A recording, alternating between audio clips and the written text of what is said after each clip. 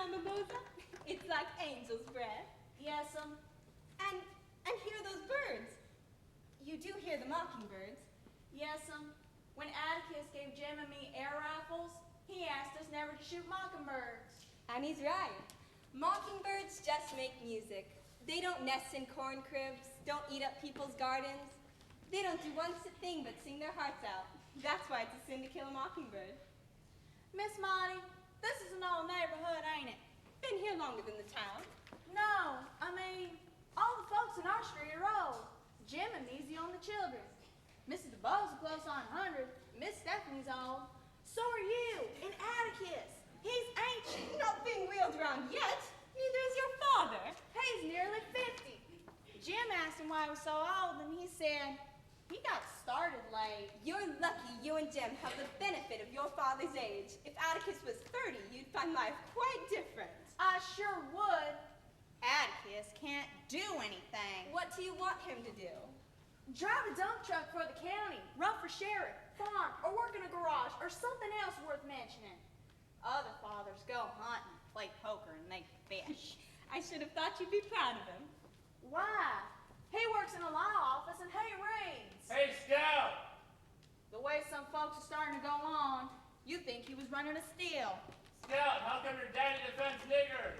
I know it's you, Walter Cunningham. Keep this up and I'll give you another whipping. Scout's daddy defends niggers. You're gonna take that back, boy. You gonna make me? My folks say that niggas ought to hang from the water tank. I'll never speak to you again as long as I live. I hate and despise you, and I hope you die tomorrow. Everyone says your daddy's a disgrace. Come back, you coward! Everyone! Coward! Scout! I told you to come in and wash up before your father gets home. And I told you in a minute. Your brother's already washed. Why can't you behave as well as Jim? Because he's older than me, and you know it. Ah! The water's too hot! Keep scrubbing. Even in 1935, Macomb, Alabama is already an old town, a tired old town. In rainy weather, grass grows in the sidewalks, the streets turn to red mush, the courthouse sags in the square. Old mules hitched to hoover carts flick flies in the shade. There's no hurry because there's nowhere to go, nothing to buy, and no money to buy it with. Macomb County has recently been told it has nothing to fear, but fear itself.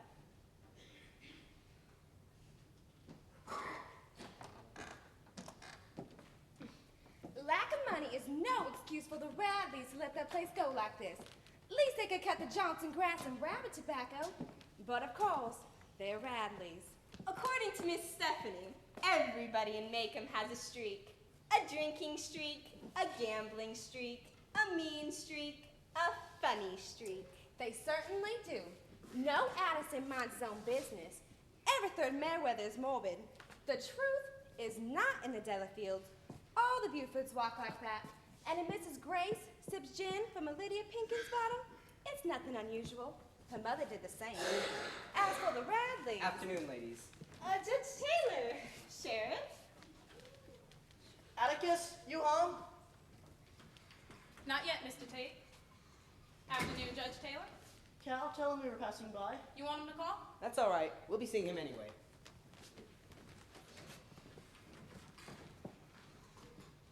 Change it to a clean blouse. As for the Radleys... Do you think Boo Radley is still alive? His name's Arthur, and yes, he is still alive. How do you know? What a morbid question.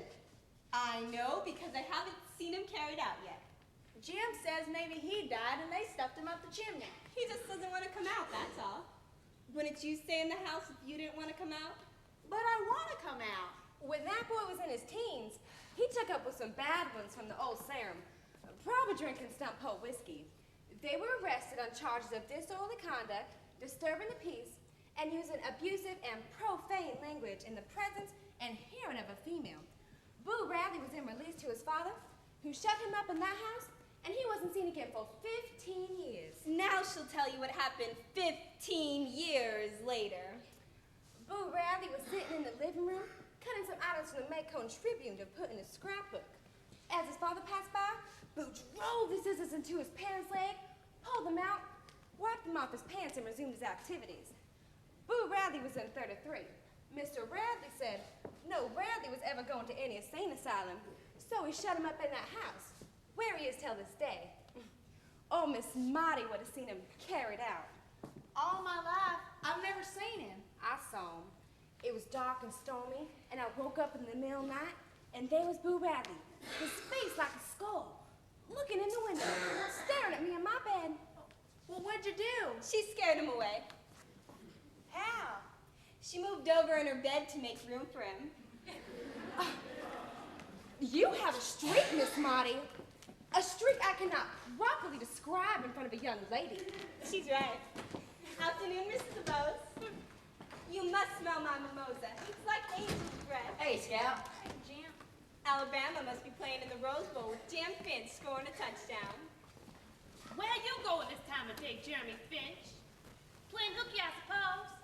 I'll just call up the principal and tell him. Aw, it's Saturday, Mrs. DeBose. I wonder if your father knows where you are. Of course he does. Miss Marty told me you broke down her scuppernong arbor this morning.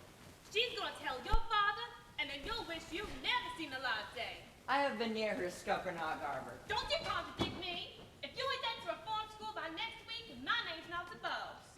Why is she so mean? Reverend Sykes, please. You must confine your choir to the colored church. Well, excuse us, Mrs. DeBose, but we're making a special visit to our parishioners. Miss Cal? Afternoon, Reverend Sykes. Afternoon, Cal. It's about Tom Robinson and his trouble. We have to do more for his wife and children. Yes, Reverend. Now, these are dark days. Days of trials and tribulations. Yes, Reverend. The collection for the next 3 Sundays will go to his wife. Yes. Please encourage everyone to bring what they can. Why are you taking up a collection for Tom Robinson's wife? Well, Helen is finding it hard to find work nowadays. I know Tom Robinson's done something awful, but why won't folks hire Helen? Folks aren't fixing to have anything to do with his family. Yes, Paul. I told you, stay out of town right now. Here? I hear. Bob Ewell and his daughter, Mayella. Good times or bad, they live off the county in a cabin by the garbage dump near a small Negro settlement. All Bob Ewell can hold on to that makes him feel better than his nearest neighbor is that, if scrubbed with lye soap and very hot water, his skin is white. Why'd you stop talking? Those are just Yules. I'm not surprised they stopped talking. Well, we have a lot of calls to make. Goodbye, Miss Jean Louise. Call me Scout. See you Sunday, Cal. We'll bring all we can. Bye. What did Tom Robinson do? You mean, what do they say he did? Old Bob Ewell accused Tom of raping this girl, got him arrested, and put in jail. But everybody in Macomb knows what kind of folks the Yules are. What's the singing? Jim, what's rape? Ask Cal. I think you better ask your father. We'll be eating soon. I'd just like to know. Hey! Hey yourself.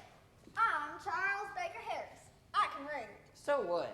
I just thought you'd like to know. Folks call me Dill. I'm here visiting my Aunt Rachel. You're sort of puny. I'm little, but I'm old. How old's your father? I haven't got one.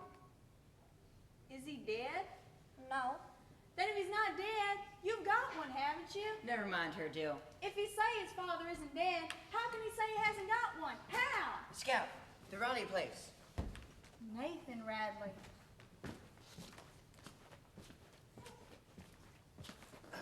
Hi-de-ho, Mr. Nathan. Afternoon.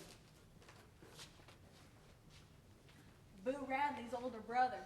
Boo Radley's in there all by himself, and he hasn't come out in 20, 30 years. 30 years? When old Mr. Raleigh died, some folks thought Boo'd have to come out. But Nathan moved in and took his father's place. I wonder what he does. Looks like he'd have to stick his head out the door sometime. I think he comes out at night. The sailors will because it breathes on him. Nobody touches a pecan that falls off the Radley pecan tree. It'll kill you. I've seen his tracks in our backyard many morning, and one night I heard him scratching at the back screen. I wonder what he looks like. Judging from his tracks, he's about 6.5 feet tall. He eats raw squirrels and any cats he can catch. What teeth he has are yellow and rotten. His eyes pop, and most of the time he drools. Let's make him come out. Make Boo Radley come out? If you want to get yourself killed, all you have to do is just go up there and knock on that there door. You're scared. Too scared to put your big toe in the front yard. Ain't scared, just respectful. I dare you. You dare me? Don't go near it, Jim. If you get killed, what with Atticus so old? What will become of me? Well, Don't hurry me. Scout Me's right behind you.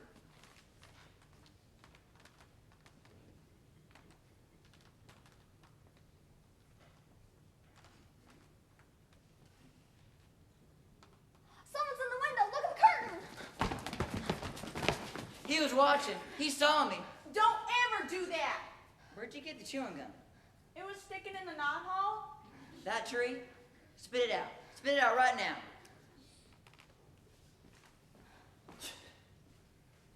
I was just getting the flavor. Suppose Boo Rowley put it there. Suppose it's poison. You go gargle. It'll take the taste out of my mouth. Let's throw a pebble against the door. And when he sticks his head out, say we want to buy him an ice cream. That'll seem friendly. Maybe it would make him feel better. How do you know he doesn't feel good now? Well, how would you feel if you had been shut up for hundreds of years with nothing but cats to eat? Of course, if you'd rather I throw the pebble. Better leave it to me. You're not going to throw a stone at the Radley house. I'll just have to show you. Jim? Atticus! Just what were you about to do, Jim? Nothing, sir. I don't want any of that. Tell me. We were, I was just gonna throw a pebble to get Boo Rowley to come out. Why? Because, sir, I'm Charles Baker Harris, and people call me Dill. I'm here visiting my Aunt Rachel. We thought Boo Radley might enjoy us. I see. Son, I'm going to tell you one time and one time only. Do not bother that man. But why doesn't he ever... What Mr. Radley does in his own time is his own business. If he wants to stay inside all day, he has the right, free from the attention of inquisitive children. How would you like it if I barged into your room at night without knocking? That's different. Is it? Because we're not crazy. What Mr. Radley does may seem peculiar to us, but it does not seem peculiar to him. Anyone who stays inside all But that time. that's his decision. I'm going to ask you to do something, and if you do it, you'll get along a lot better with all kinds. You see, you never really understand a person until you consider things from their point of view. Sir, Until you climb into their skin and walk around in it. you want us to consider things from Boo Rowley's point of view? He means everyone. You stay out of this. Mr. Harris is right, but I expect I'm asking too much. Oh, look, there's Cunningham. I've got a better plan. See ya. Afternoon. Regardless of any plans, you're to stay away from that man's house unless invited. It's for you, Mr. Finch. Turnip greens. Thank you very much. I like to pay with cash, but between the morgues and entailment. This will do just fine. Jem, take this sack of cow. I'd say your bill is settled. Are you sure? Sure put in a lot of time. Let's see.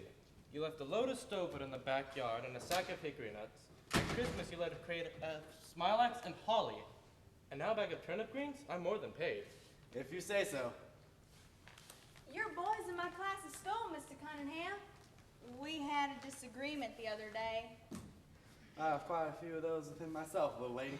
I didn't actually beat him up bad. Well, if he can't defend himself against a girl, he'll just have to take it. Much obliged, Mr. Finch. Anytime I can be of help. Why does he pay with stovewood and turnip greens? Because that's the only way he can pay. Are we poor? We are indeed. As poor as the Cunninghams? Not exactly. The Cunninghams are country folks, and the depression hits them the hardest. What was your trouble with my client's boy? He said some things I didn't like. I rubbed his nose in the dirt. Well, that's not very ladylike. What'd he say? Things. And I think we should have a talk. I've been waiting for you to get home because... Hang on to it, son, not today. Atticus, are you going out for the Methodist? For the football game? What game? It's not till fall. Everyone's talking about it already. It's for fundraising. The Methodists challenged the Baptists to game touch football. I'm afraid I won't be much help, Jem. Everybody's father's playing. Except yours. Every other father. I'd break my neck. It's touch. I'm too old for that sort of thing, Jem.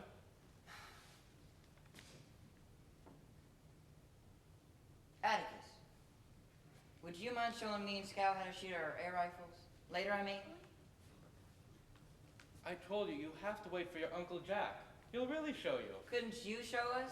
I'm not that interested in guns. You're not interested in anything.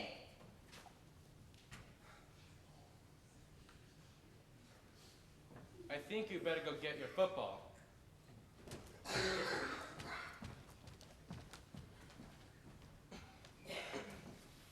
Atticus, tell me, what's rape?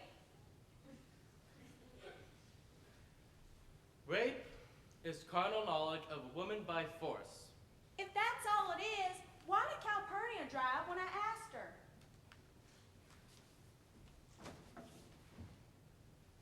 Atticus, do you defend niggers? Of course I do, Scout. Don't say niggers, that's common. That's what everybody at school says. From now on, it'll be everybody less one. Do all lawyers defend Negroes? They do? Then why does everybody make it sound like you're doing something awful? You're not old enough to understand some things yet, Scout, but there's been a lot of high talk around town that I shouldn't do much about defending Tom Robinson. But I'm going to defend that man. If they say you shouldn't, why are you doing it? Well, the main reason, if I didn't, I couldn't have much respect for myself now, could I? Why, I couldn't tell you or Jim not to do something again. You mean Jim and me wouldn't have to mind you anymore? That's about right. Why? Well, I could never ask you to mind me again. To tell the truth, I'd hoped to get through life without a case of this nature, but Judge Taylor pointed at me and said, "You're it." Are we gonna win it? No, honey. Come here, Scout. Then why? Just because we were licked 100 years before we started is no reason for us not to try to win. You sound like some old Confederate veteran. Only we aren't fighting Yankees. We'll be fighting our friends. But remember this, no matter how bitter things get, they're still our friends. And this is still our home. Atticus, is there something you want me to do? Just hold your head high and keep those fists down. And I hope you can get through what's coming without catching Maycomb's usual disease. Why reasonable people go stark raving mad when anything involving a Negro comes up is something I cannot pretend to understand. The Tom Robinson case must be pretty important. It's about right and wrong. Well, suppose you're wrong about it. How's that? Most people think that they're right and you're wrong. They're entitled to believe that, and they're entitled to full respect for their opinion. Dinner's ready. But one thing does not abide by majority rule, honey. That's your conscience.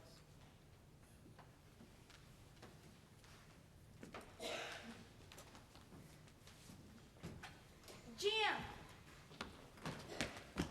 I was talking with Atticus about the Tom Robinson case. Is dinner ready yet? Yeah.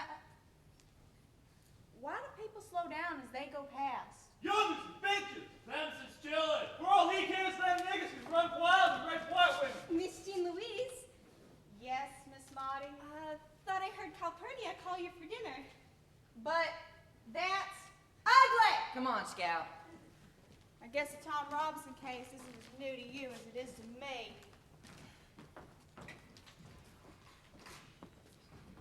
Guess not.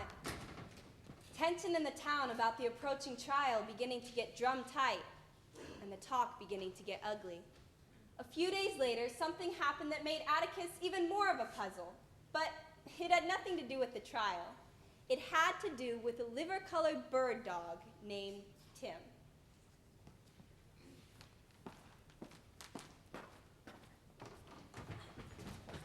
Why do I have to come home? Because I tell you, that old dog from down yonder is sick. Cal, can you come out a minute? It's only Tim. He's gone lopsided, that's all. What is it, Jim? I can't come out every time you want me. Something's wrong with that old dog down yonder. I can't wrap up any dog's foot right now. He's sick, Cal. Something's wrong with him. Trying to catch his tail? No, he's doing like this. You telling me a story, Jim Fitch? No, Cal, and he's coming this way. You two, get in off the street. Come on. He's not even in sight. Operator, hello? Miss Eula May, ma'am? Please give me Mr. Finch's office right away. You started something. Mr. Finch, this is Cal. There's a mad dog down the street a piece. Jim says he's coming this way. Yes? Yes, sir. Yes. What's Atticus say? In a minute. Miss Eula May, I'm through talking with Mr. Finch. Listen, can you call Miss Crawford, whoever's got a phone in this street, and tell him a mad dog's coming? Please, ma'am, hurry. What about the Radleys? They got a phone? Both of you, get inside and stay inside. He's coming down, Mr. Radley! Get inside! You always pick on me. You stay back. Mr. Nathan, Mr. Boo, mad dog's coming, you hear me? Don't come outside, mad dog! She's supposed to go around and back. Don't matter this time. There he is, Cal. I see him. Old Tim's walking like his right legs are shorter than his left legs. He brought the sheriff. Someone has to stop old Tim. Atticus, he's over there Stay on behind. the porch, son. Back behind the Radley pecan trees. Not running, is he, Cal? He's in the twitching stage, Mr. Heck. Usually they go in a straight line, but you never can tell. The slope will probably bring him back onto the road. I thought Mad Dog's foamed at the mouth and jumped at your throat. Hush. There he is. He just looks sick. He's got it all right, Mr. Finch. Is he looking for a place to die, Mr. Heck? Far from dead, Jim. He hasn't got started yet. He's within range, Heck. You better get him before he goes down a side street. Lord knows who's around the corner. Cal. Inside, both of you. If he gets closer, I don't go in till he goes in. I want to watch the sheriff. You take it, Mr. Finch. You do it. Don't waste time, Heck. Go on. Mr. Finch, this is a one-shot job. Don't just stand there, Heck. Look where he is. For God's sake, Mr. Finch, I can't shoot that well, and you know it. I haven't shot a gun in 30 years. Well, I'd feel mighty comfortable if you did now. What's he gonna do with the rifle? Mr. Heck. Sweet Jesus, help us. Got him. You got him. Yes, but I think I was a little to the right. If I had my druthers, I'd take a shotgun. Dead as a doornail. Just a little to the right. Always was. I'll have someone come down with a pickup and take him away. You two stay where you are. You haven't forgotten, Mr. Finch. They say it never leaves you. Atticus. Yes, Jim? I never knew. I saw that one shot, Finch. You two stay where you are. That dog is just as dangerous dead as he is alive. Yes, sir. Atticus? What, son? What's the matter, boy? Can't you talk? Didn't you know your Hush, daddy's... Heck. Let's go back to town. What's your hurry now? Have to get back to working your speeches for the trial? Don't remind me. You know, maybe Tim wasn't really mad. Maybe he was just full of fleas. And Atticus Finch shot him dead. If that Tim was still walking down the street, maybe you'd be singing a different tune. Maybe I would. I'll admit I felt a lot safer when I saw Atticus take the rifle. Did you see him, Scout? He did it so quick. Well now, Miss Scout, still think your father can't do anything? Still ashamed of him? No, ma'am. Forgot to mention the other day that your father was the deadest shot in Macomb County. Dead shot. When he was a boy, his nickname was Old One Shot. Something for you to think about, Jeremy Finch. But he never said anything about it. I wonder why he never goes hunting now. Well, if your father's anything, he's civilized. Marksmanship like that's a gift from God. I think maybe he put his gun down when he realized God had given him an unfair advantage.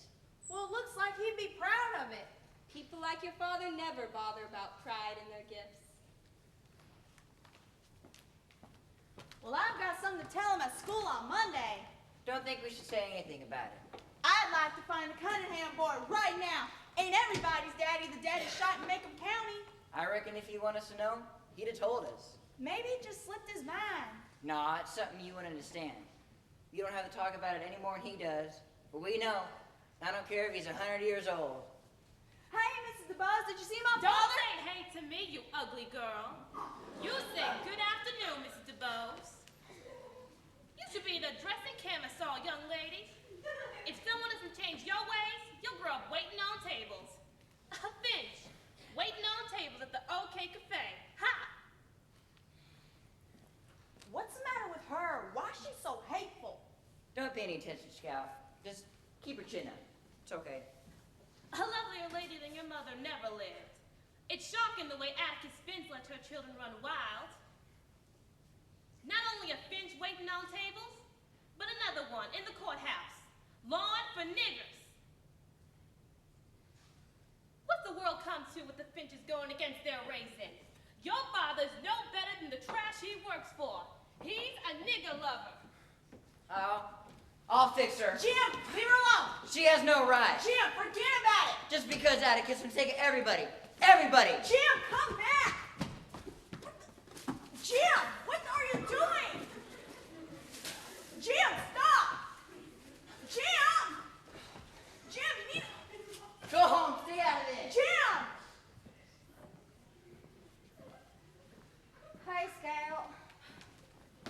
Jim's out of control. He's gone mad. He's knocking the tops off every camellia bush Mrs. DeBose owns. I thought Jim had a slow fuse. Not anymore. He's gone crazy. From people saying things about your father? Yeah, Mrs. DeBose. How'd you know? We found out something about Atticus today. Something special. About time. He's the deadest shot in Macomb. That's what you found out? It's the truth, so it doesn't matter what folks say. Wouldn't matter anyway. What are you doing here? I thought you had been taken back to stay with your folks in Meridian. I was. Then how in the Sam Hill? You see, You're all must and dusty. of course I am. You see, I have a new father, and he doesn't like me. So he had me bound in chains and left to die in the basement. But I was secretly kept alive on raw field beans by a passing farmer who heard my cries for help. If you were chained up in a The basement, good man hooked a bushel of beans to me pod by pod through the ventilator.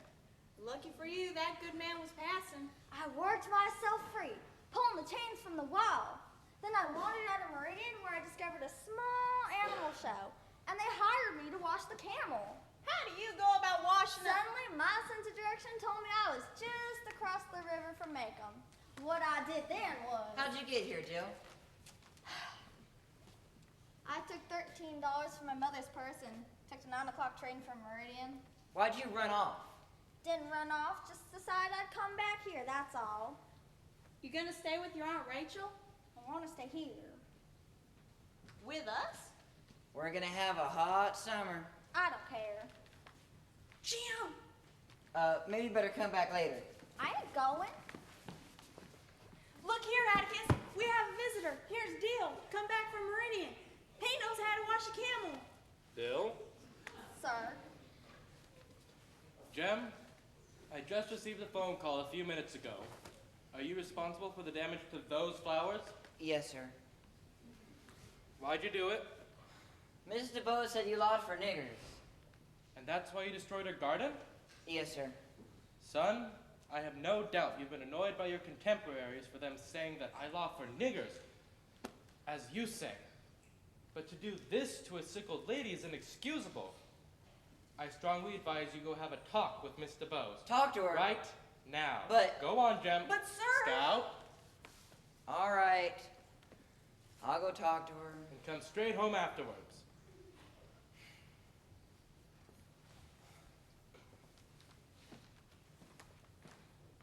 All he was doing was standing up for you. I never thought Jem be the one to lose his head. Thought I'd have more trouble with you. Why do we have to keep our heads anyway? Nobody at school has to keep his head about anything. You'll soon have to be keeping your head about far worse things. Your Aunt Rachel didn't mention you were coming back. She doesn't know. Please don't tell her I'm here, sir. Don't tell her. He's run away. Don't make me go back, sir. Let me get this straight. If you make me go back, I'll run away again. Whoa, son. He's been living on raw beans. Scout. Let me do a little telephoning. I can ask to see if you can spend the night, perhaps stay a few days. Would you, sir? In the meantime, maybe Scout can get you something to go with the raw beans. Oh, I'm fine. Not hungry at all. I think you'd be starving. Was your father really hateful like you said? That wasn't it. Hey, they just wasn't interested in me. You're not telling me right. Your folks couldn't do without you. Yes, they can. They get on a lot better without me. They stay gone most of the time, and when they're home, they're always off by themselves. They ain't mean. They buy me everything I want, but then it's now you've got it, go play with it. But they must need you. Why, Atticus couldn't go on a day without my help and advice. The special thing about your father isn't that he's a dead shot. He made Jim go over to Mrs. DeBose. Can't you see why he did that? Because it's his way. And Jim will be all right. Hey, if I get to stay a few days, I have a new plan for bringing out Boo Radley. Want to see what else I found in that hole of the tree? 2 Indian head pennies, all slicked up. Who are the valuable Indian head paintings? Why do you think Boo Radley's never run off? Maybe he doesn't have anywhere to run off to. For my plan to get Boo to come out, we need a box of lemon drops. I'll stick one outside of his door, and then I'll roll them down the street. When he thinks it's safe, he'll come out to pick up the first lemon drop. Then he'll notice the next one, and then the next one. He'll follow like an ant, and then another, and another, and... That's a lot of lemon drops. We was just fooling, sir. You've been the subject of some considerable conversation, Dill. What Aunt Rachel say? Well, at first it came under the heading of, his folks must be out of their minds worrying. And then she ended with, well, I reckon he can spend the night. Hey, hear that? But I thought I'd better call your parents. So I called them too. What'd they say? Couldn't have been more agreeable. They said you can stay as long as you're not in the way. I see. Great! Isn't that great? Sure it is. I guess they were looking all over Meridian for me. No, they thought you were probably stuck in some picture show. Generally, they'd be right, too. We'll be going through some hard times, Dill. It'll be good having you around. Do you mean? It'll be a help having you around. There's a cotton gems room. Thank you, sir. Thank you so much. Mr. Finch, Look, more company. Come on up, Heck. rather speak with you down here. Oh, What is it? 2 reasons why grown men talk in the front yards. Death or politics. Which is it, Heck? Could be a little bit of both, Mr. Finch. Well, then we better talk. You two can give Calpurnia a hand. I want to know what's happening. You'll give Calpurnia a hand. Dill? Don't get any ideas. You can boss me too. They have business. They moved Tom Robinson to the county jail this afternoon. I don't look for trouble, but I can't guarantee there won't be any. Don't be foolish, Heck. This is Maycomb. I'm just uneasy, that's all. The trial will probably begin the day after tomorrow. You can hold them till then, can't you? I don't think anyone would begrudge me a client at times like these. It's just that old Sarum bunch. You know how they do when they get riled up. Are they drinking? Could be. I don't see why you touch this case, Atticus. You have everything to lose. You really think so? Yes, I do, Atticus. And I mean everything.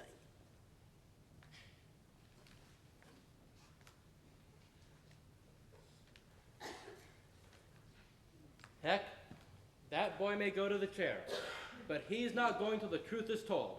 Okay, Mr. Finch. Then you know just as well as I do what that truth is. I just thought I should keep you informed. Sure, and I appreciate it, Heck. Sure. Take care of yourself. Don't worry, I will. Well, son? I told Mrs. DeBose that I had to work on her garden and help her make it grow back. I said I was sorry, but I'm not. What was Heck Tate? There's no use in saying you're sorry if you're not. I have work. I have to read to her. I have to read to her out loud every afternoon for 2 hours. Atticus, do I have to? You do? Her house is so dark and creepy and those shadows on the ceiling. Well, then that should appeal to your imagination. Just pretend you're in the Radley house.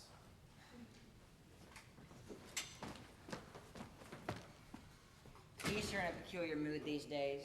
What's Heck want? Death and politics. Don't be silly. It's just that they moved Tom Robinson to the Macomb jail. Your father said I could stay. He said I could take the cot in your room. What are you going to read to Mrs. DeBose? Ivanhoe. Why would she want me to read aloud? Seems like your father wasn't surprised. Why wouldn't he be surprised? Ask Ask me what? Nothing, sir. You folks will be in bed when I come back, so I'll say goodnight now. Where are you going? Al, you mind Calpurnia? What are you doing with the chair and the light bulb? I may have use for them. Take care of things, Cal. Do my best, Mr. Finch. Where is he going? I could make a guess, only I won't. You get washed, all three of you. I really need a wash. Why wouldn't she guess? Why was Atticus taking a chair and a light bulb? Before I go to bed, I may walk downtown for a while. You got a case of the look-arounds? I may come look around too. What are you talking about?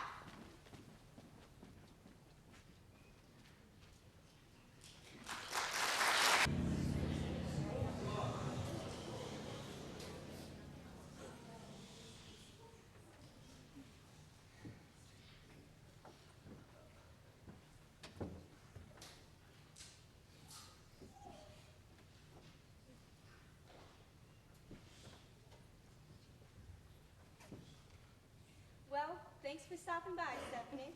Best view in town. First Atticus comes by with a chair and electric light, then 3 children go after him? I can't imagine My where... guess is the jailhouse. The jailhouse is Makeham's only conversation piece. Its detractors say it looks like a Victorian privy. And its supporters say it gives the town a good, solid, respectable look, and no stranger would ever suspect that it's full of niggers. Go home, Stephanie. The cake was heavenly.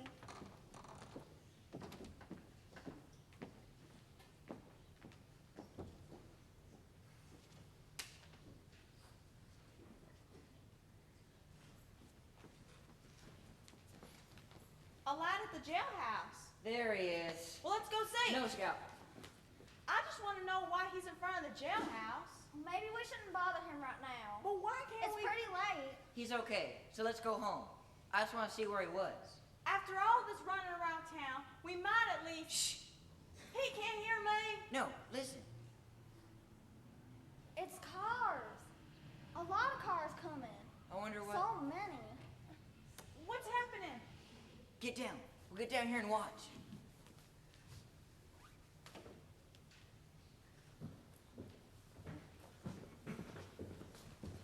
He in there, Mr. Finch? He is, and he's asleep. Don't wake him up. You know what I want. Step aside, Mr. Finch. You can turn around and go home again, Mr. Cunningham. Won't do that. Might as well. Heck, Tate's around here somewhere. The hell he is. Heck's bunch is so deep in the woods, they won't get out till morning. Indeed. Why so? Sent him on a snipe hunt. Didn't you think of that, Mr. Finch? Thought about it, but didn't believe it. Guess that changes things. Oh, yes, it do. Do you really think so? I think he said, do you really think so? Means he's gonna deal with somebody. I'm gonna see this. Scout, wait. Hey, Atticus. Scout? Couldn't hang on to her. Jem, take Scout and Dylan, go home. Jem, I said go home. Will you be coming with us? Then I told you to go home. I'll send him home. Don't you touch him. I'm telling you to. That'll do, Scout. Don't kick But Paul. he's gonna. No, Scout. Nobody gonna do Jim that way. All right, Mr. Finch, you get him out of here. Give you 15 seconds. I ain't going. Jem, please take them and go home. No, sir. Well, let's Get get him out right of here. now. Mr. Cunningham? Is that you? Hey, Mr. Cunningham. Don't you remember me? I'm Scout. You brought us the big bag of turnip greens, remember? Scout? I go to school with your boy Walter. Well, he is your boy, ain't he? Ain't he, sir? Knew he was your boy. Maybe he told you about me, because I beat him up one time. Tell Walter hey for me, won't you? My father was telling me about your entailments. He says they're bad. Atticus, I was just saying to Mr. Cunningham that entailments are bad. But I remember you said not to worry. It takes long sometimes, but you'd all ride it out together. What is it? Can anybody tell me? What's the matter? Mr. Cunningham? Ain't nothing the matter, little lady. I tell my boy you said hey. We're clearing out, boys. So we're going home. They're going. It appears that way. Atticus, can we go home now? Yes, we can go home now. I thought Mr. Cunningham was a friend. He still is. But he just has his blind spots along with the rest of us. But he was ready to hurt you. That's because he was part of a mob. But a mob is always made up of people. And Mr. Cunningham is still a man. What you children did made her remember that. Mr. Finch, they gone? They're gone, Tom. They won't bother you anymore. Thank you, Mr. Finch. You better get your rest. You're gonna need it. You better get some sleep, too. That's my intention. Good night, Tom. Can I carry your chair for you, Mr. Finch? I thank you, son. I want to go home. We can all go home now. Atticus, what was it you said we did to Mr. Cunningham? You made him stand in my shoes for just a minute.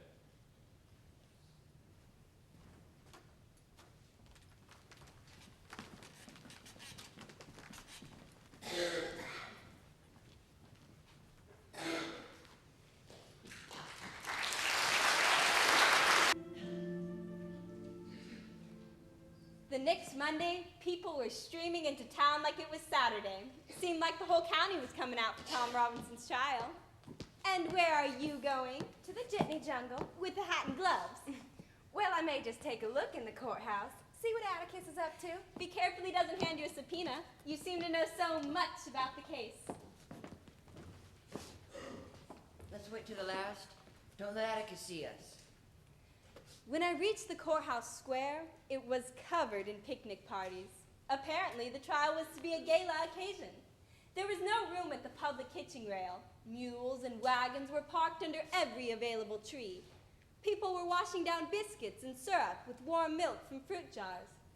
In the far corner of the square, Negroes sat in the sun, very quiet. As if at some invisible signal, they all got up and started into the courthouse. We're too late. There's no seats. Well, you can sit with me if you care to sit on the colored side of the balcony. Gosh, yes. Trial's already started. Prosecutor's taking testimony.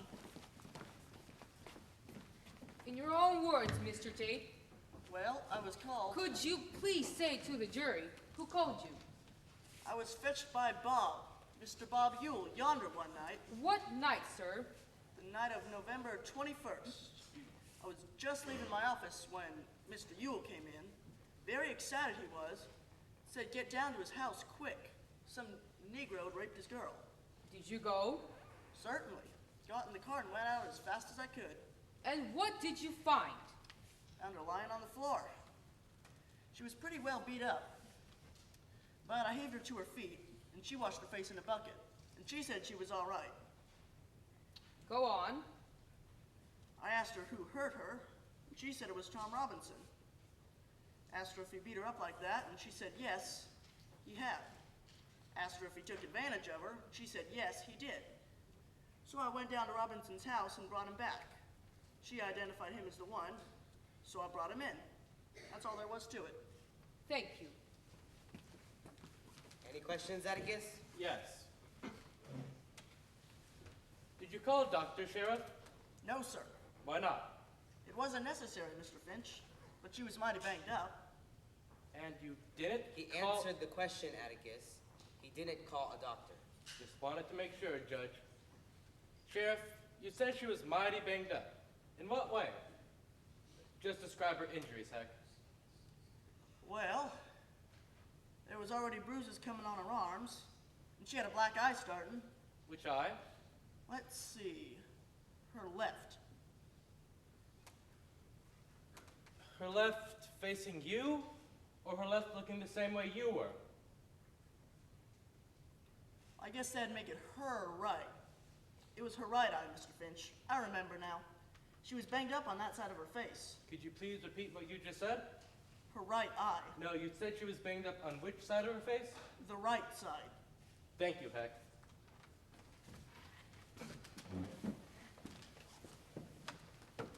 Robert Yule.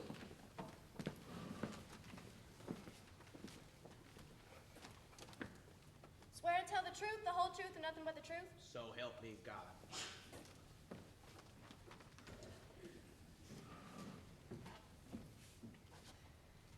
Mr. Robert Yule, That's my name, Captain.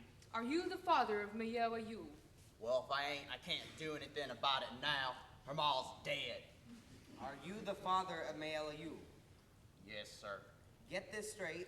There will be no obscene speculations on any subject from anybody in this courtroom. Do you understand?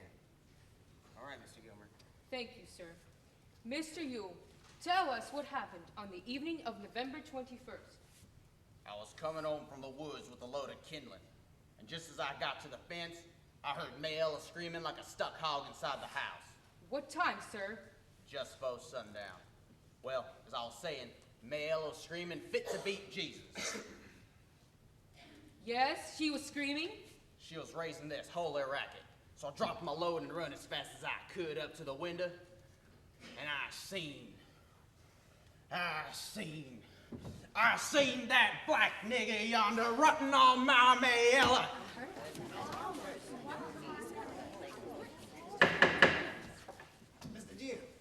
Mr. Jim, take Miss Scout home. You hear me, Mr. Jim? Scout, go home. Dill, you and Scout go home. You can't make me. It's okay, Reverend. She doesn't understand. I most certainly do. Say fit for her, or you boys out. Quiet. There has been a request that this courtroom be cleared of spectators, or at least of women and children. A request that for the time being will be denied. People generally see what they look for and hear what they listen for. And I believe they have the right to make whatever decisions they consider best for their children. You may feel there's something to be learned here, or you decide you do not wish to face this problem. It's up to you to make that decision. I suggest you do it right now. I'm interrupting this trial for a 10-minute recess.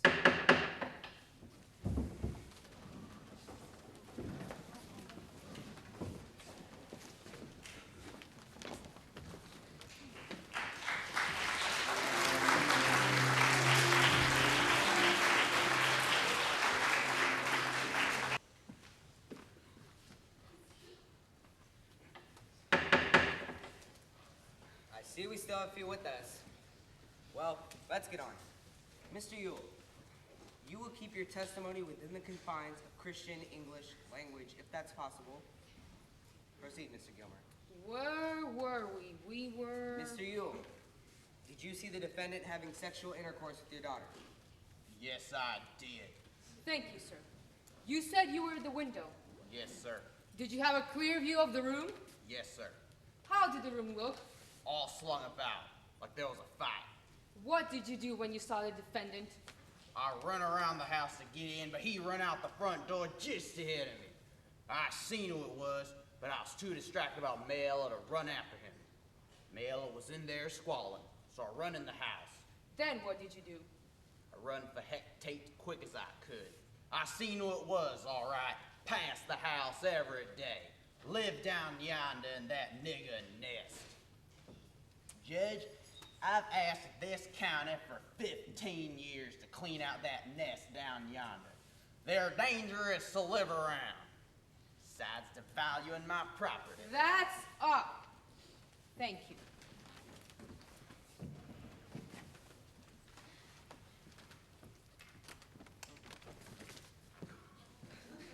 Excuse me, sir. May I ask a question or two? Sure, go ahead. Thank you, Mr. Yule.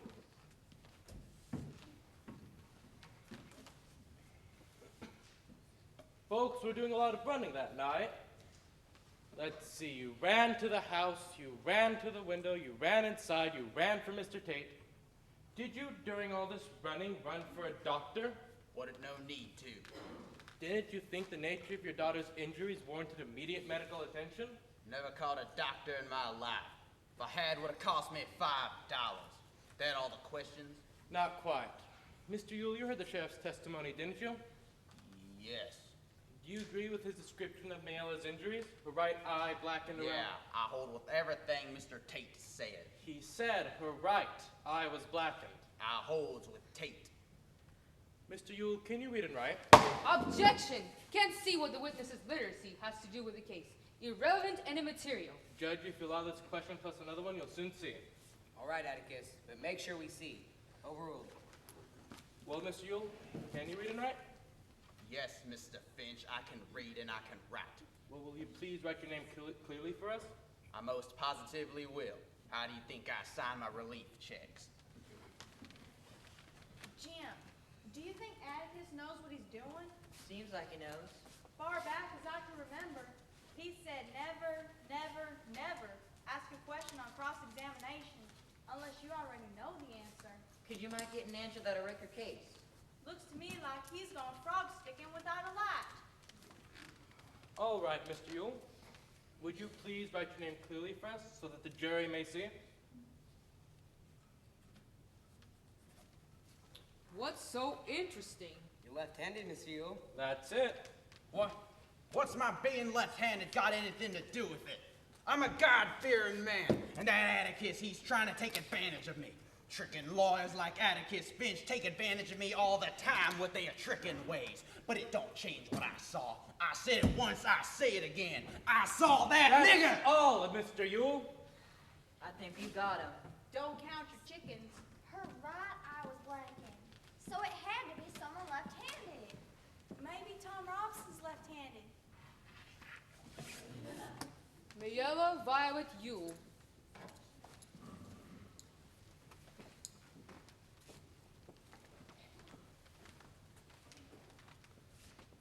Swear to tell the truth, the whole truth, and nothing but the truth? Yes.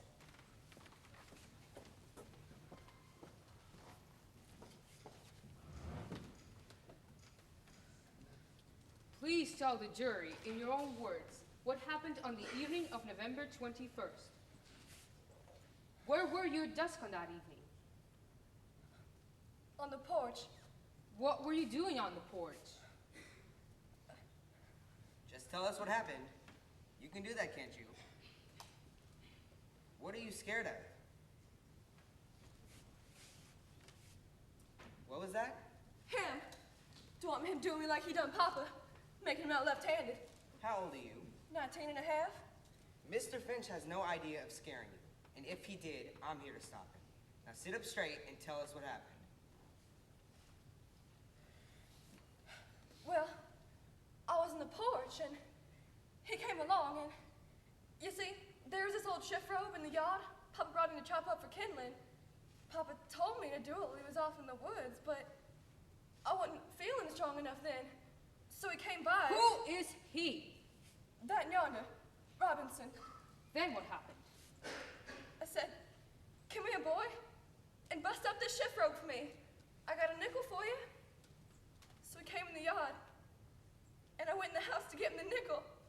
And before I knew it, he was on me. He got me around the neck. I tried to fight, but he hit me again and again. Go on! And he took advantage of me. Did you scream and fight back? Kicked and hollered loud as I could. Then what happened? Well, I don't remember too good. Next thing I knew, my papa was running in the house hollering, who done it? Then I sort of fainted, and next thing I knew, Miss Tate was helping me over to the water bucket.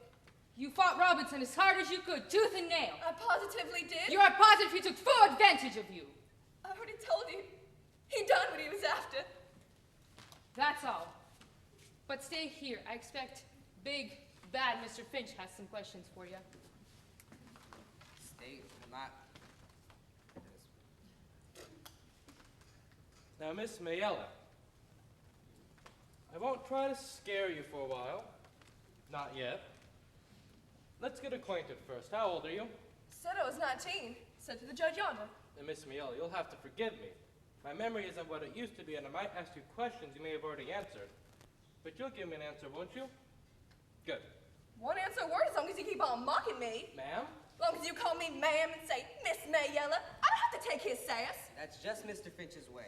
We've done business in this court for years, and Mr. Finch is always courteous. Atticus, let's get on, and let the record show the witness has not been sassed. How many brothers and sisters have you? 7. You the oldest? Yes. How long has your mother been dead? Don't know. Long time. How long have you been going to school? 2 year, 3 year, don't know. Now, Miss Mayella, a 19-year-old girl must have friends. Who are your friends? Don't you know anyone of your age? Boys, girls, just ordinary friends? You making fun of me again, Mr. Finch? You love your father, Miss Mayella? Love him? What you mean? Is he good to you? Is he easy to get along with? He does tolerable. Except when. Except when? I said he does tolerable. Except when he's drinking. When he's riled, has he ever beaten you? Answer the question, Miss Mayella. My pa's never touched a hair on my head. We had a good visit, Miss Mayella. Now on to what happened. You said you asked Tom Robinson to come chop up what was it? A shift robe. An old dresser. Was Tom Robinson well known to you? What do you mean? Did you know who he was, where he lived? I knowed who he was. Passed by the house every day. Was this the first time you asked him to come inside the fence? Was this? Yes, it was. You never asked him to come inside the fence before. I might have. There were several niggers around. Can you remember any other occasions? No. All right, Miss Mayella. Now on to what happened. You said Tom Robinson got you around the neck. Is that right? That's what I said. You said he caught me and choked me and took advantage of me. Is that right? Yes. Do you remember him beating you about the face? You're sure enough he choked you, and all this time you were fighting back, remember? You kicked and hollered, but do you remember him beating you about the face? It's an easy question, Miss Mayella, so I'll try again. Do you remember him beating you about the face? No, I don't recollect if he hit me. I mean, yes, he did. He hit me. Was your last sentence your answer? Yes, he hit. I don't know. It all happened so quick Don't that you cry, young lady. Let her cry if she wants to, Judge. We have all the time in the world. Get up here and mock me, will you? Answer any questions you got. That's fine. There's only a few more. Will you identify the man who attacked you? I will. That's him right yonder. Tom, stand up. Let Miss Mayella have a good look at you. Is this the man? Scout, Reverend, his left hand. He's crippled. Got caught in the cotton gin when he was a boy. Tore all the muscles loose. Is this the man who attacked you? Yes. How? I said I don't know how. It all happened so quick that Let's consider this calmly. Objection! He's browbeating the witness. Sit down, Horace. Miss Mayella, you testified that the defendant choked and beat you. You never said he sneaked up behind you and knocked you out cold. Do you wish to reconsider any of your testimony? You want me to say something that didn't happen? No, ma'am. I want you to say something that did happen. I already told you. He hit you. He blackened your right eye with his right fist. I ducked. I ducked and it glanced. That's what it did. I ducked and it glanced. You're a strong girl. Why didn't you run? I tried to. And you were screaming this whole time. I positively was. What about the other children? Where were they? Why didn't your screams make them come running? Oh, you didn't scream until you saw your father in the window. Is that it? Did you scream at your father instead of Tom Robinson? Who really beat you up? Tom Robinson or your father?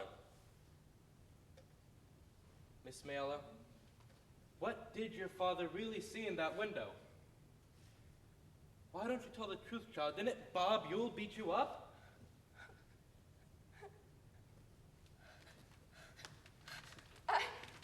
I got something to say. You want to tell us what really happened? I got something to say. And then I ain't gonna say no more. That nigger took advantage of me.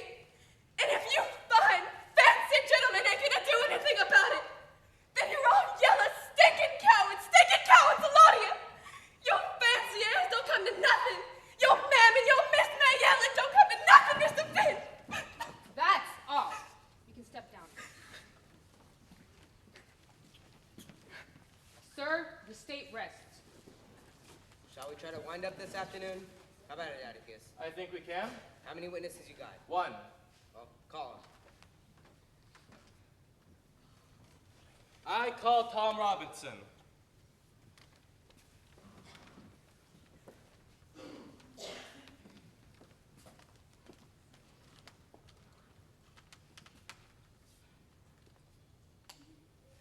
Sorry, sir.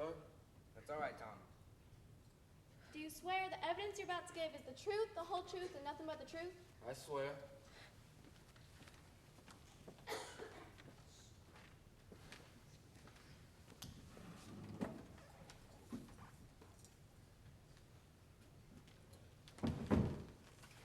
Tom Robinson, 25 years of age, married with 3 children at home, and you've been in trouble with the law once before. A 30-day sentence for disorderly conduct. What did that consist of? Got in a fight with another man. He tried to cut me, but it wasn't much. Not enough to hurt. You both were convicted? Yes, sir. I had to serve because I couldn't pay the fine. The other fella paid his. Tom, were you acquainted with Miss Mayella Violet Yule? Yes, sir. I had to pass her place going to and from the field every day. Whose field? I worked for Mr. Link D's. You had to pass the Yule property every day in order to get to work. Is there any other way to go? No, sir. None's I know of. Tom, would she ever speak to you? Why, yes, sir. I tipped my hat when I'd go by. And one day she asked for me to come inside the fence and bust up a chifferow for her. Now, when did she ask you to chop up the chifferow? Mr. Finch, it was way last spring. After I broke it up, she said, I reckon I have to give you a nickel, won't I? And I said, no, ma'am, there ain't no charge. Then I went home. That was way over a year ago. Did you ever go in the place again? Yes, sir. When? Oh, I went lots of times.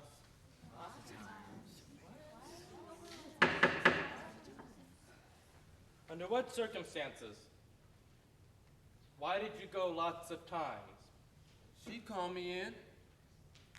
Seemed like every time I passed by yonder, she'd have some little thing for me to do. Chopping kindling, toting water for her. Were you paid for your services? No, sir. Not after she offered me a nickel the first time, but I was glad to do it. Mr. Ewell didn't seem to help her none, and neither did the children. Where were the other children? They were always around, all over the place.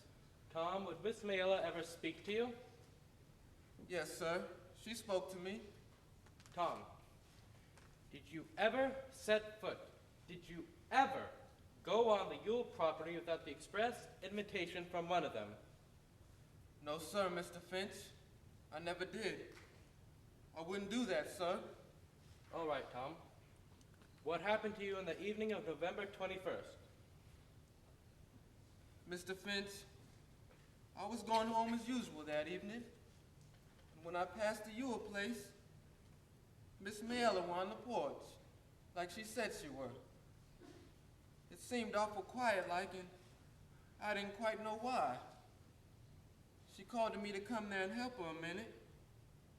Well, I went inside the fence and looked for some kindling to work on. But I didn't see none. And she says, no, I got something for you to do inside the house. The old door's off its hinges. I said, you got a screwdriver, Miss Mayella? Well, she said she had. So I went up the steps, and she motioned for me to come inside. I went in and looked at the door. I said, Miss Mayella, these hinges is all right. Those hinges was all right. Then she shut the door. Mr. Finch, I was wondering why I was so quiet-like, and it come to me that there wasn't a child on the place, not one of them. And I say, Miss Mayella, where the children? Go on, Tom. I say, where the children? And she says, she was laughing, sort of. She says they all gone to town to get ice creams. Said it took her a slap year to save 7 nickels, but I done it. They all gone to town. What did you say then? Well, I said something like, why, Miss Mayella, that's right smart of you to treat them. And she said, you think so? I don't think she understood what I was thinking. I meant that it was smart of her to save up like that, and nice of her to treat them. I understand. Go on. I said I best be going. and that I couldn't do nothing for her. And she said, oh, yes, I could. And she said to just step on that chair yonder and get that box down from on top of the shiffer roll. Not the same one you chopped up? No, sir. Another one. Most as tall as the room. So I done what she told me, and I was just reaching when she grabbed me around the legs.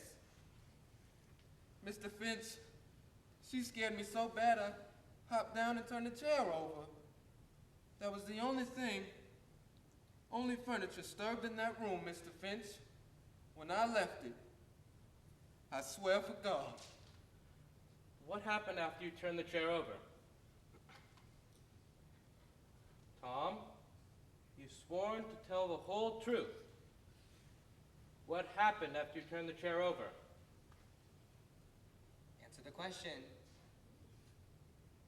When I got down off of that chair, she sort of jumped at me.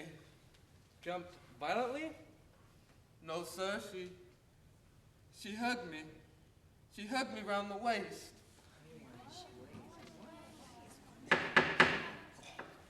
What did she do then?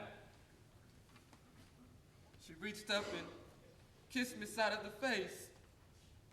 She said she never kissed a grown man before, and she might as well start with the nigger. She said, kiss me back, nigga. And I say, Miss Mayella, let me out of here. And I tried to run, but she got her back to the door, and I'd have had to push her. I didn't want to harm her, Mr. Finch.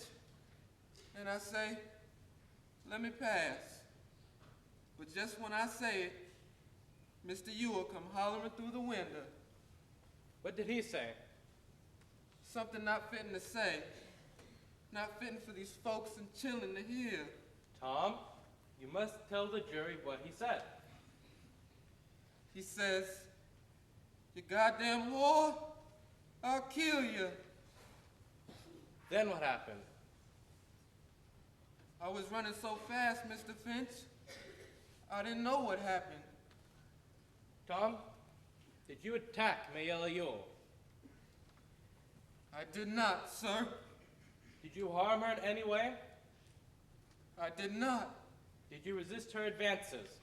Mr. Finch, I tried to, without being ugly to her. But I didn't want to be ugly. I didn't want to push her or nothing. Let's go back to Mr. Ewell. Who was he talking to? He was talking and looking at Miss Mayella. Then you ran? I sure did. Why did you run? I was scared, sir. Why were you scared? Mr. Finch, if you was a nigga like me, you'd be scared too.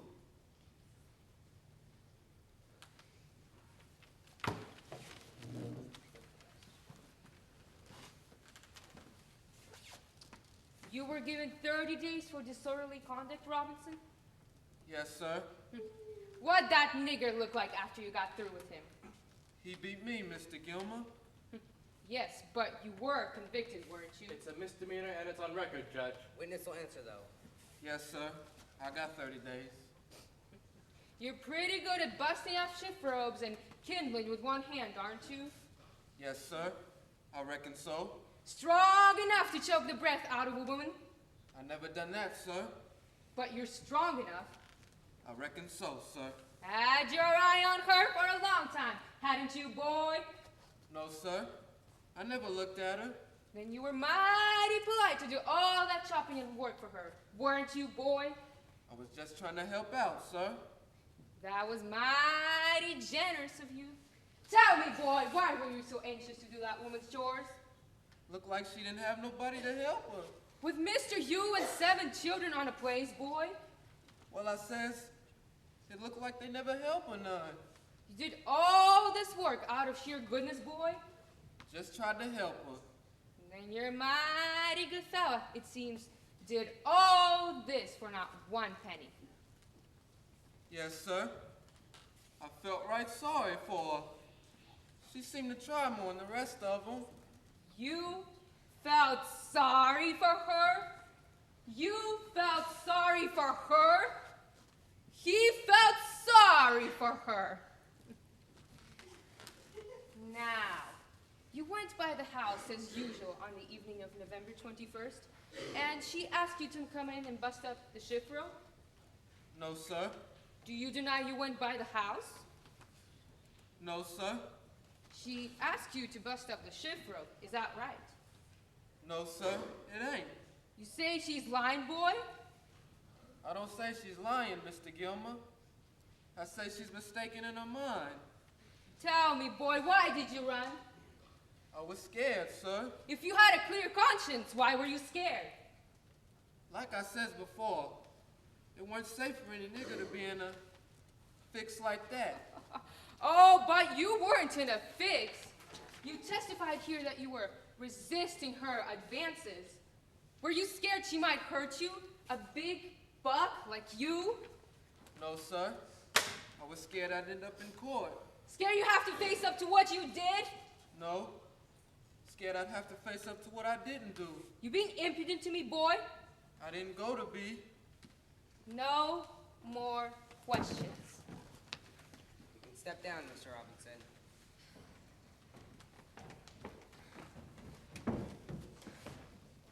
What's the matter with you? I'm okay. The heat got you? Ain't you feeling good? I said it was okay. Then why'd you run out? It's just, I'm beginning to understand some things, that's all. Like why Boo Radley stays shut up in his house all the time.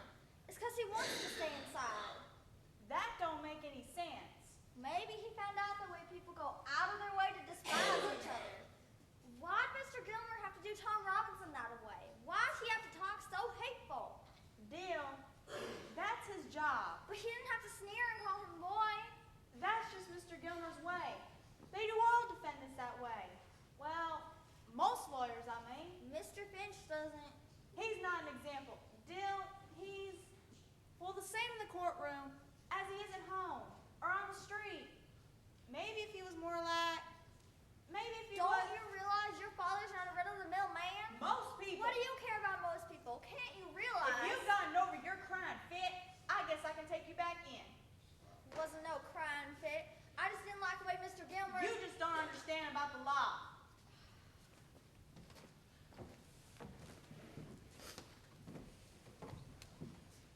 The speech to the jury. How long has he been at it? Just finished going over the evidence. The scout, we're gonna win. I don't see how we can't. Is that Mr. Gilmer? Nothing new, just the usual. Hush now. With the court's permission,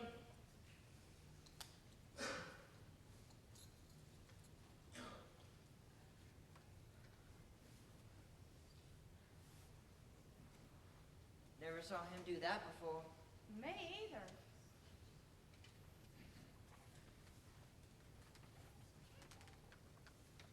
gentlemen, this case is not a difficult one.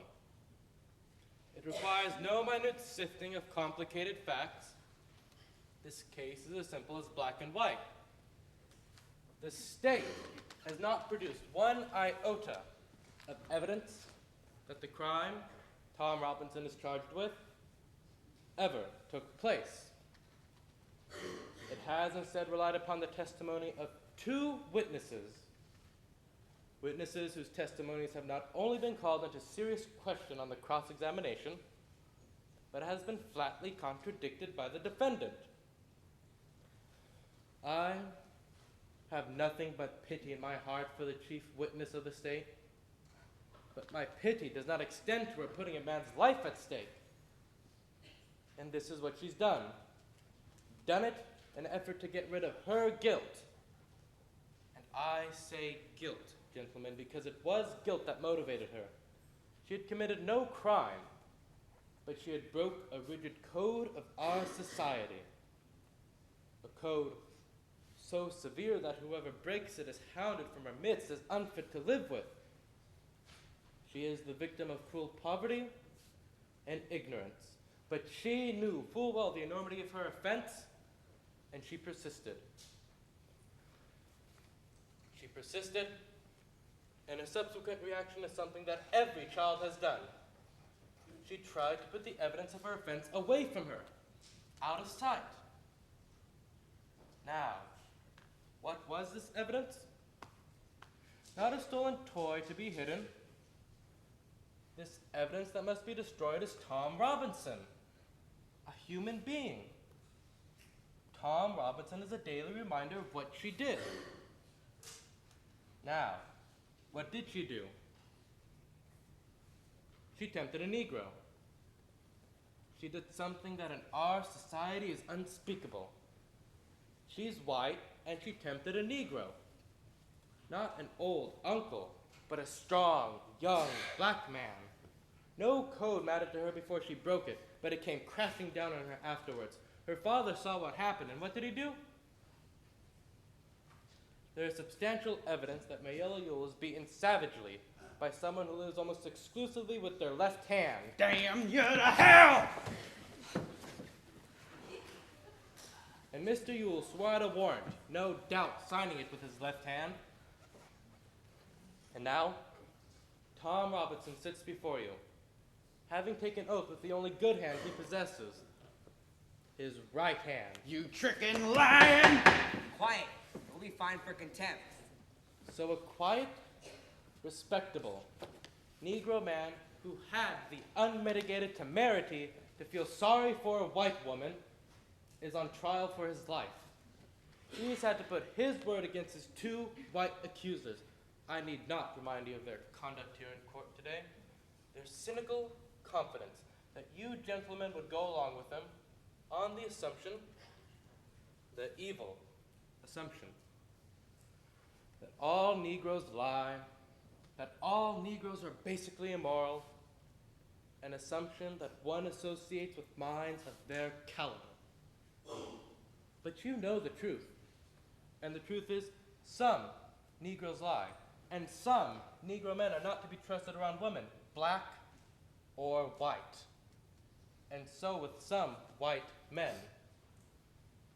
This is a principle that applies to the entire human race and to no particular race. In this year of grace, 1935, we're hearing more and more references to Thomas Jefferson's phrase of all men being created equal.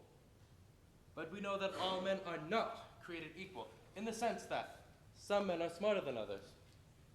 Some men make more money. Some men have more opportunities because they're born with it, and some women make better cakes. But there is one human institution that makes the pauper an equal to a Rockefeller, the stupid man an equal to an Einstein. That institution, gentlemen, is a court of law. In our courts, all men are created equal.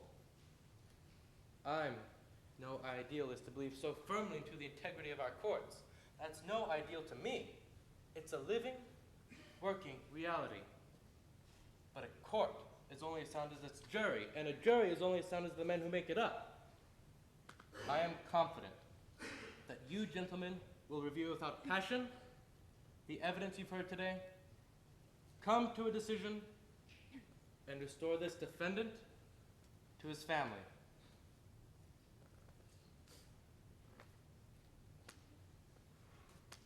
In the name of God, do your duty.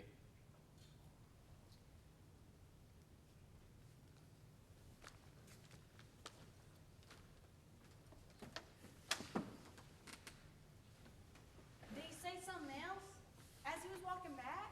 I think he said, in the name of God, believe him. Look yonder. It's Calpurnia, isn't it? Yes, sir. Could I please speak with Mr. Finch? It has nothing to do with the trial. Of course. What is it, Cal? Judge, she says my children are missing and haven't turned up since noon. Could you... They're up there, Atticus. Yonder. Jem, Scout, come down. Let's talk outside.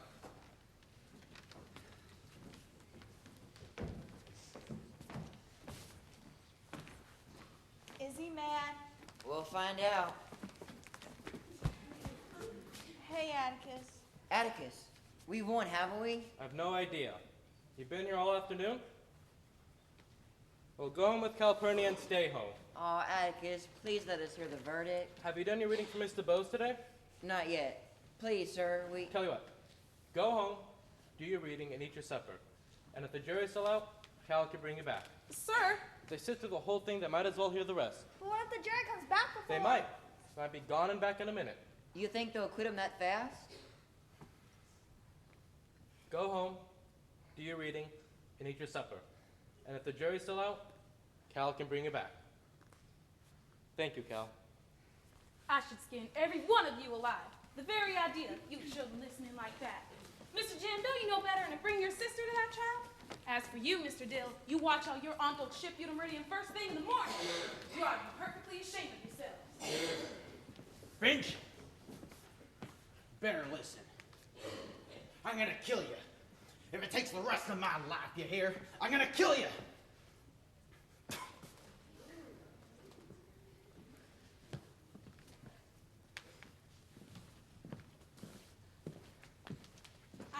I saw that. I think I should speak to Tate. Let's not bother Heck. Aren't you going to say anything? Well, I wish Bob Yule would not chew tobacco.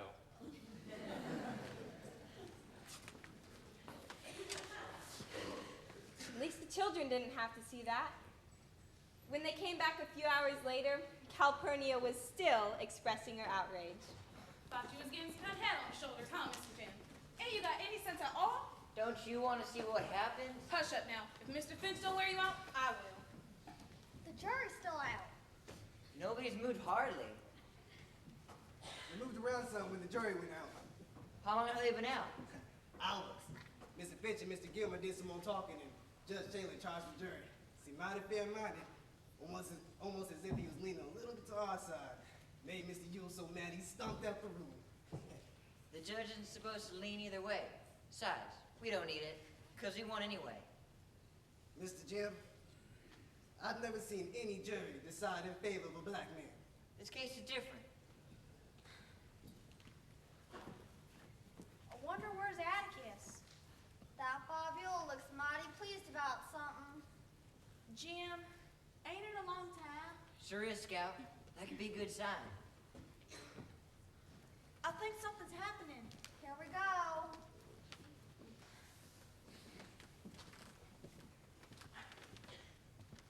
This court will come to order.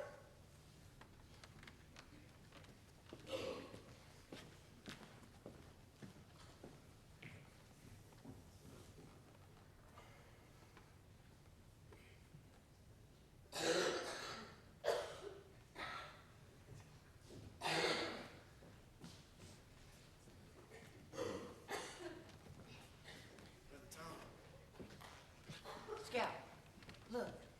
Look at the jury coming in. What about him? They're not looking at the defendant.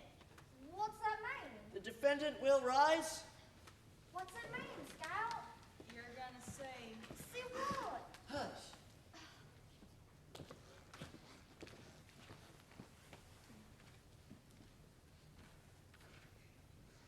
The jury finds the defendant guilty.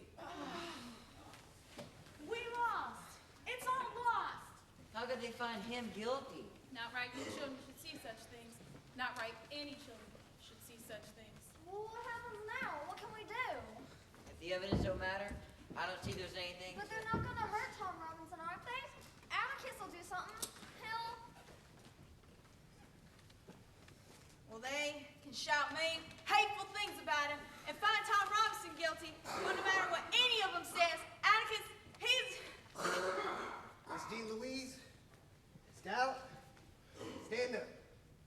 Stand up. Your father's passing. Atticus, wait.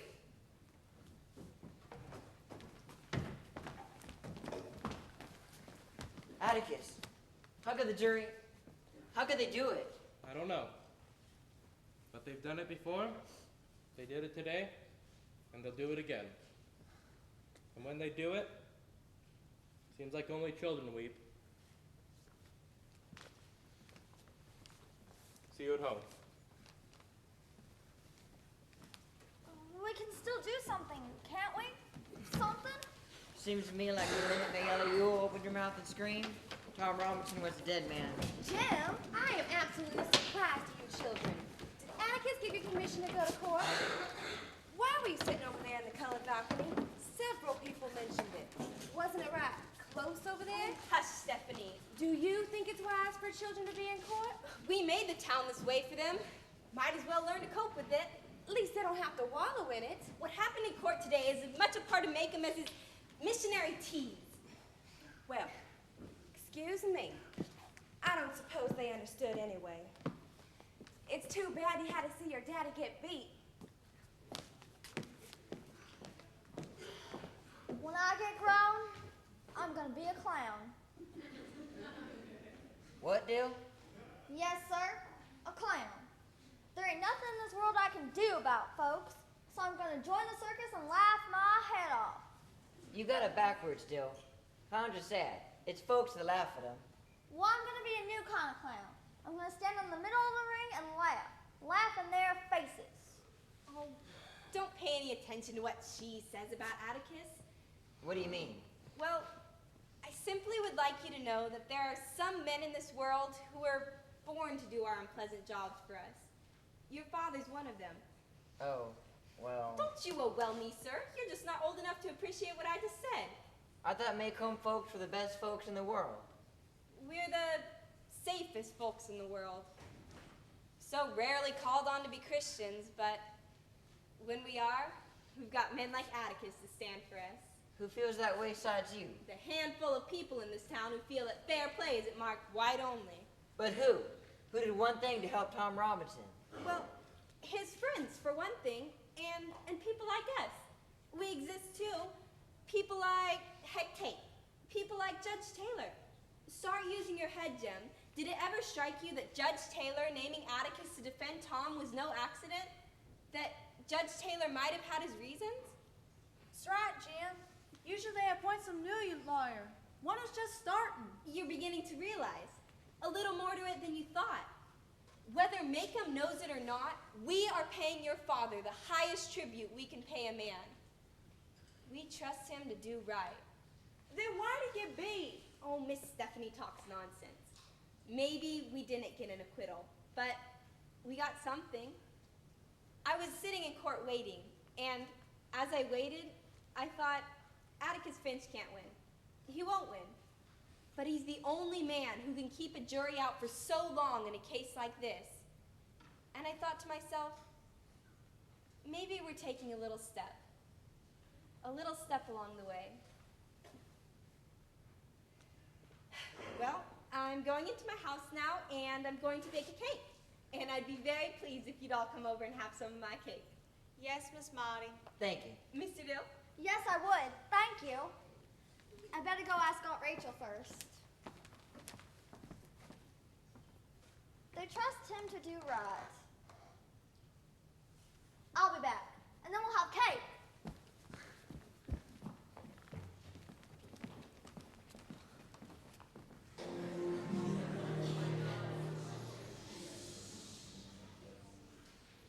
Tom Robinson was taken to the Enfield prison farm, about 70 miles away. Atticus thought Tom had a good chance for a new trial, but Tom just couldn't hope anymore. His old employer made a job for Helen so she could work to support the family, but she had to pass the Ewell place every day, and they shouted and chucked things at her. She was terrified till Heck Tate went out and made them desist. When Bob Ewell walked out of the courtroom, he expected to find himself the town hero, but turned out nobody really believed him. All he got for his pain was, all right, we convicted the Negro, now you get back to your dump. Bob Ewell's threats got worse, but Atticus just went about his business, working on Tom's appeal. Then, suddenly, death was among us. First it was Mrs. DeBose. While Jem was reading to her, he saw she was in trouble. He called for his father, but it was too late. Her pain was over.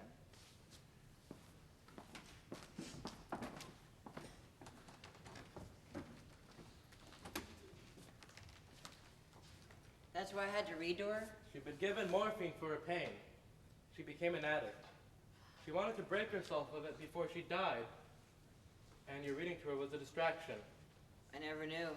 Her views on a lot of things were quite different than mine, but I was glad she wanted you to read to her, because I wanted you to see... Hello, Finch. I wanted you to see what real courage is. Got some good news, Finch. Courage isn't a man who holds a knife in his hand. Jem, it's when you know you're licked before you begin, but you begin anyway and see it through no matter what. You rarely win, but sometimes you do. Mr. Bowes won, all 98 pounds of her.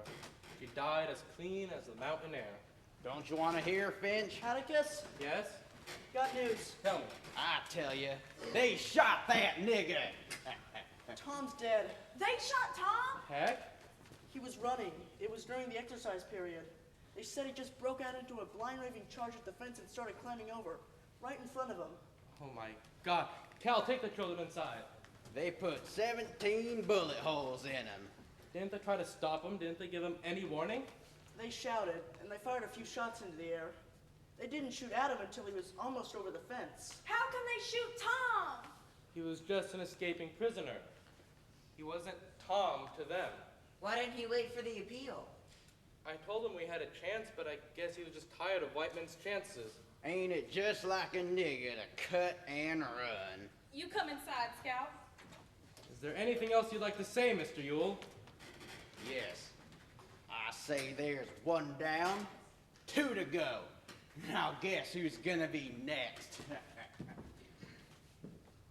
I think I'd keep a shotgun loaded with a 00. He doesn't have a shotgun. I can't believe Bob Yule would ever come after me. But if he should, I'll deal with him. I expect you would. Was Tom really shot 17 times? There's talk, but I don't know. You better be careful, Atticus. Don't worry. I will. Atticus, I'm worried about you, and I think you should get a gun. I thought I told you twice to go inside. And remember, we've heard enough about guns.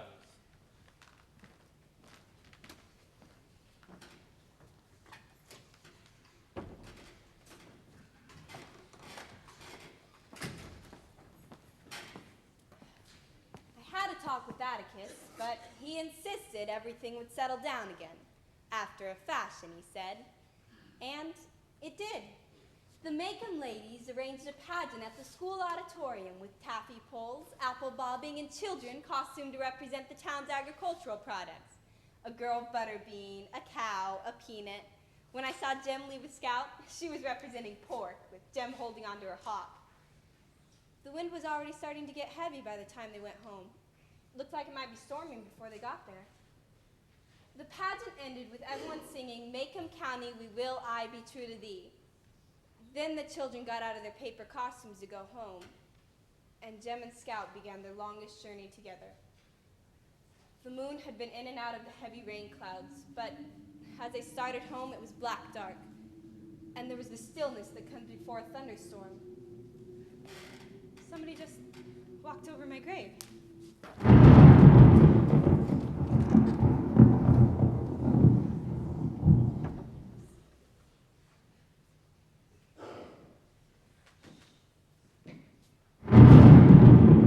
Stop.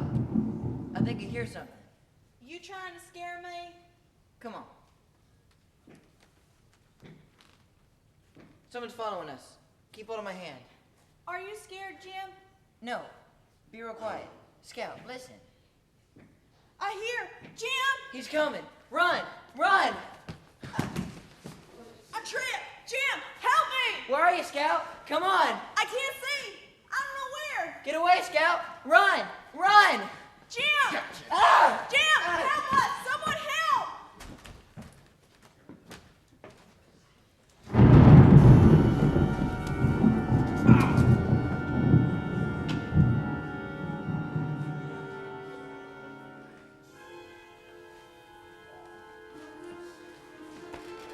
Who called?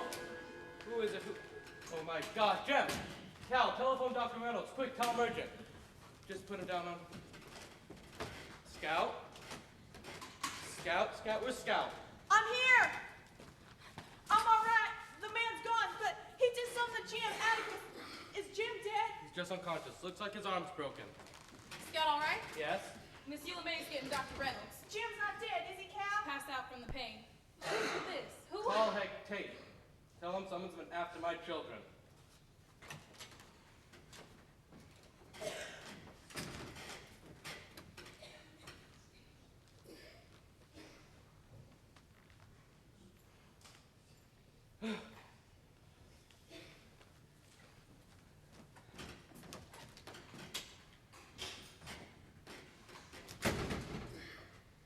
It was a while before Dr. Reynolds finished with Jem. Said it looked like someone tried to wring his arm off. Said it would be a while before Jem could play football again. Told Scout Jem positively was not dead. Atticus? Come on in, Heck. Did you find anything? I can't conceive of anyone who'd do this. Let's stay outside. What is it? Bob Yule's lying on the ground yonder with a kitchen knife stuck up under his ribs. He's dead, Mr. Finch. Dead. Are you sure? Good and dead. He won't hurt these children again. But The mean as hell, low-down skunk with enough liquor in him to make him brave enough to kill children. I thought he got it out of him the day he spat at me. And if he didn't, I thought I'd be the one he'd come after. Now you know better. He broke Jim's arm, and then, did he grab you, or? No, someone came out to help us. Someone. Who was it? Well, there he is, Mr. Tate. He'll tell you his name. Hey, Boo. His right name's Mr. Arthur. Boo is just his nickname. Jean Louise, Mr. Arthur Radley. You can take him inside if you like. You can sit by Jem. Like to come in, Mr. Boo?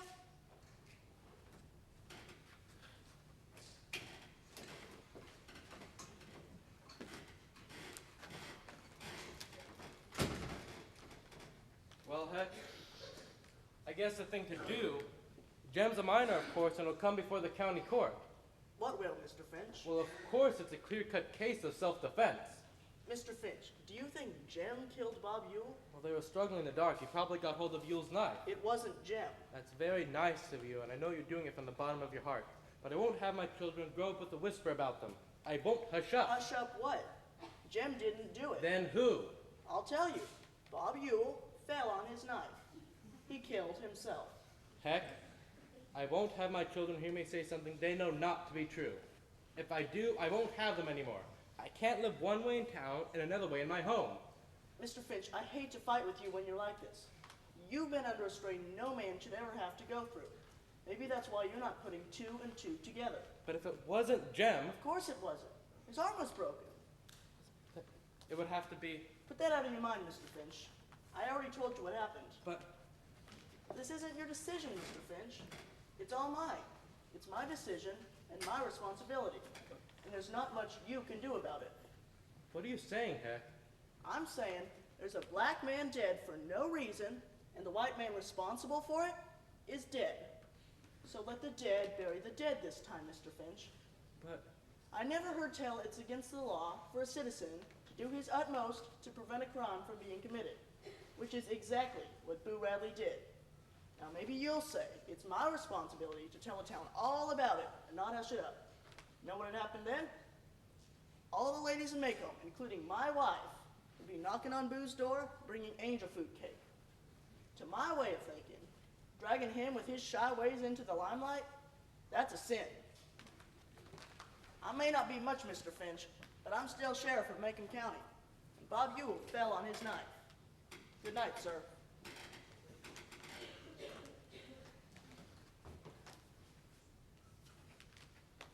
Scout, Yes, sir? Bob Yule fell on his knife. Could you possibly understand? Sir, it seems to me what Heck said Jean about... Louise, Yes, Mr. Boo? will you take me home? Mr. Arthur, bend your arm down here like that. That's right, sir. Arthur? Thank you for my children.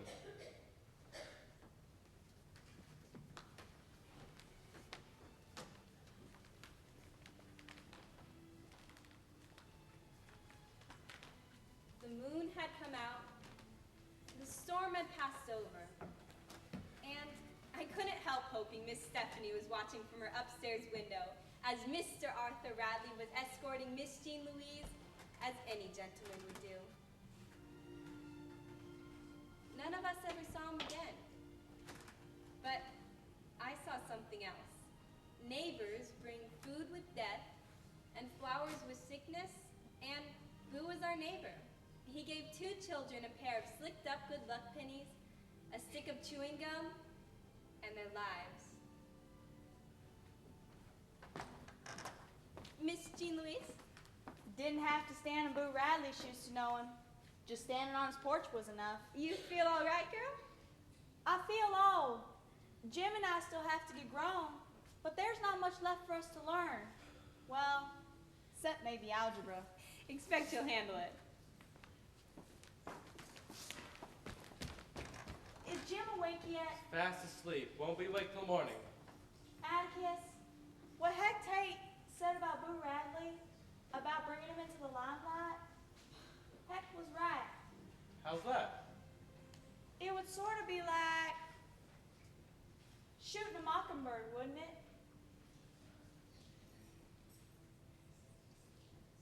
Let's go sit with Jem. All those crazy ideas we had about Boo Radley, but Atticus, he's real nice. Most people are, Scout, when you finally see them.